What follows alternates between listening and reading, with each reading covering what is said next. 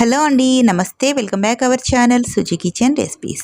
ఈరోజు ఎంతో టేస్టీగా ఉండే రవ్వ మ్యాంగో కేక్ అయితే చేసి చూపించబోతున్నాను.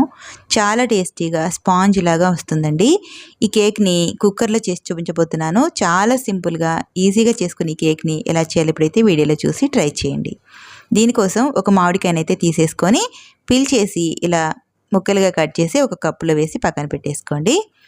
ఇప్పుడు ఒక మిక్సీ జార్ తీసుకొని ఇందులోకి ఏదైనా ఒక కప్పు తీసుకొని మెజర్మెంట్ కోసం ఇలా ఒక కప్పు వరకు సుజీ రవ్వని అయితే వేసేసుకోండి. ఉప్మా రవ్వ అంటాం కదా, దీన్ని ఇలా ఒక కప్పు వరకు వేసేసుకొని ఇందులోనే ఒక పావు కప్పు వరకు మైదా పిండిని అయితే వేసేసుకోండి.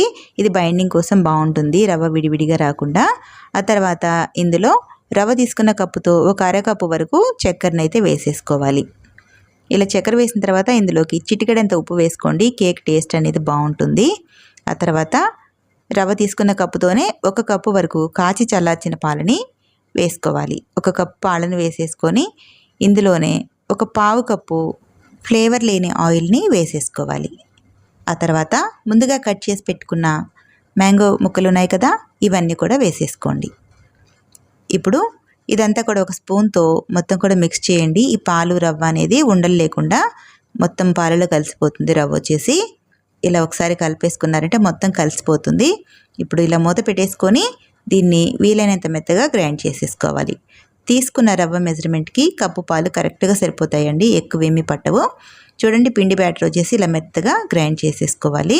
ఇక్కడ పిండి చూపిస్తున్నాను చూడండి, మరీ పల్చగా ఉండకూడదు, మరీ రిబ్బన్ ఫోల్డింగ్ లాగా కూడా ఉండకూడదు, కొంచెం ఇలా గట్టిగానే ఉండాలి. ఇప్పుడు ఈ గ్రైండ్ చేసుకున్న కేక్ బ్యాటర్ని ఇలా ఒక బౌల్లోకి వేసేసుకోండి.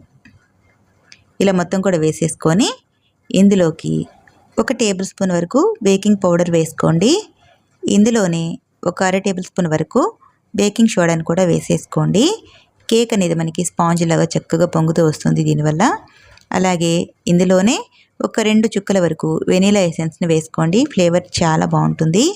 ఇవన్నీ వేసిన తర్వాత ఇలా ఒక స్పాచ్లో తీసుకొని ఇదంతా కూడా కేక్ బ్యాటర్లో కలిసేలాగా మిక్స్ చేసుకోవాలి. ఇలా మొత్తం కూడా కలిపేసుకొని మనం రవ్వతో చేస్తున్నాం కాబట్టి రవ్వ అనేది కొంచెం గట్టిగా ఉండిపోతుంది. ఇలా కలిపేసుకున్న తర్వాత మూత పెట్టి ఒక 10 నిమిషాలు పక్కన పెట్టేసుకోండి. ఈలోపు రవ్వ అనేది చక్కగా నానుతుంది. ఈలోపు కేక్ బేక్ చేయడానికి ఇలా కేక్ బౌల్ ఒకటి తీసేసుకొని దీనికి ఒక డ్రాప్ వరకు ఆయిల్ వేసేసుకొని ఆయిల్ స్ప్రెడ్ చేసుకుందాము. ఆయిల్ మొత్తం కూడా ఇలా స్ప్రెడ్ చేసేసుకొని దీంట్లోకి ఒక బటర్ పేపర్ని అయితే వేసేసుకోండి, కేక్ అంటుకోకుండా ఉంటుంది. బటర్ పేపర్ లేకపోతే ఇలా ఆయిల్ రాసిన తర్వాత మైదా పిండి వేసి డస్ట్ చేశారంటే సరిపోతుందండి. నేను ఇక్కడ బటర్ పేపర్ వేస్తున్నాను. ఇలా మొత్తం కూడా నీట్గా సెట్ చేసేసుకోవాలి. ఇలా బటర్ పేపర్ పైన కూడా లైట్గా ఆయిల్ అప్లై చేసేసుకోవాలి, కేక్ అంటుకోకుండా ఉంటుంది పేపర్ వచ్చేసి. ఇప్పుడు ఇలా సెట్ చేసుకున్న తర్వాత మనం కలిపి పెట్టుకున్న ఈ రవ్వ బ్యాటర్ ఉంది కదా, దీన్ని ఇందులోకి వేసేసుకోవాలి. ఈ రవ్వ బ్యాటర్ వచ్చేసి కొద్దిసేపు పక్కన ఉంచేసాం కదా, రవ్వ అనేది చక్కగా నానుతుందండి. కేకు మనకి సాఫ్ట్గా చాలా స్పాంజ్ లాగా బేక్ అయిపోతుంది. ఇలా మొత్తం బ్యాటర్ వేసిన తర్వాత ఇలా కొద్దిగా ట్యాప్ చేశారంటే ఎయిర్ బబుల్స్, ఎయిర్ గ్యాప్స్ లేకుండా సెట్ అయిపోతుంది పిండి వచ్చేసి. ఇప్పుడు పైవైపు మీకు నచ్చిన డ్రై ఫ్రూట్స్ని అయితే సెట్ చేసుకోవచ్చు. నేను ఇక్కడ జీడిపప్పు, బాదం పప్పుని ఇలా పీసెస్గా కట్ చేసి వేస్తున్నాను. ఇలా మొత్తం కూడా మనకి నచ్చినట్టుగా సెట్ చేసేసుకొని ఇప్పుడు దీన్ని బేక్ చేసుకుందాం. ఇప్పుడు ఇలా ఒక కుక్కర్ తీసుకోండి. ఇక్కడ కేక్ వచ్చేసి కుక్కర్లో చేసి చూపిస్తున్నాను కదా, కుక్కర్లోకి ఇలా ఒక బాక్స్ మూత కానీ లేదంటే ఏదైనా స్టాండ్ ఉంటే స్టాండ్ అయినా సెట్ చేసుకోండి. ఇప్పుడు ఈ కేక్ మౌల్డ్ని ఇందులోకి సెట్ చేసుకోవాలి. ఇలా పెట్టేసుకొని కుక్కర్ మూత పెట్టేసుకోండి. కుక్కర్కి మూత పెట్టిన తర్వాత విజిల్ అనేది లేకుండా చూసుకోండి. ఇలా సెట్ చేసుకున్న తర్వాత స్టవ్ ఆన్ చేసి స్టవ్ పైన పెట్టేసి మంటని మీడియం ఫ్లేమ్లో పెట్టేసి ఒక 30 మినిట్స్ వరకు మీడియం ఫ్లేమ్లోనే కేక్ని బేక్ చేసుకోవాలి. ఆ తర్వాత ఒక 15 నిమిషాలు సిమ్లో పెట్టేసి బేక్ చేసుకోవాలి. టోటల్గా 45 మినిట్స్కి కేక్ అయితే మనకి బేక్ అయిపోతుందండి. ఒక 45 మినిట్స్ తర్వాత స్టవ్ ఆఫ్ చేసేసుకొని కుక్కర్ ఓపెన్ చేసేసుకున్నారంటే కేక్ అయితే రెడీ అయిపోతుంది. ఇలా మిడిల్లోకి టూత్పిక్తో గుచ్చి చూసారంటే మనకి బేక్ అయింది లేనిది తెలుస్తుందండి. పర్ఫెక్ట్గా బేక్ అయిపోయింది. ఇప్పుడు ఇలా తీసి పక్కన పెట్టేసుకోండి. కొద్దిగా చల్లారిన తర్వాత కేక్ని ఇలా డిమాల్ చేసేసుకోండి, చక్కగా వచ్చేస్తుంది.